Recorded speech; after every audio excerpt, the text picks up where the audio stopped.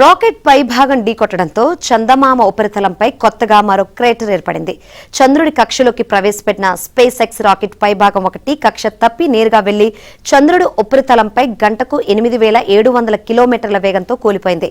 దాదాపు 4500 కిలోల బరువు, 39 అడుగుల పొడవు, 5 అంతస్తుల భవనం అంతా ఉండే ఫాల్కన్ 9 రాకెట్ పై భాగం అది. గత ఏడాది జనవరిలో ఆ రాకెట్ ను ఫ్లోరిడాలోని కెనడీ స్పేస్ సెంటర్ నుంచి ప్రయోగించారు.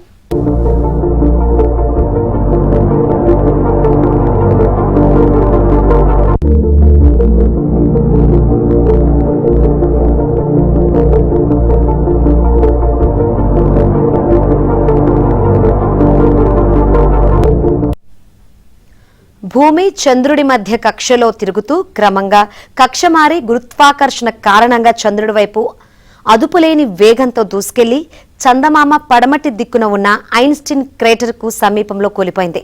ఆ తాకిడికి 3 టన్నుల TNT పేలుడుతో సమానమైన శక్తి విడుదలైనట్లు శాస్త్రజ్ఞులు చెబుతున్నారు. 3 టన్నుల TNT అంటే 15,000 డైనమైట్ స్టిక్స్ ఒకేసారి పేలితే ఎంత శక్తి విడుదలవుతుందో అంత శక్తి అన్నమాట.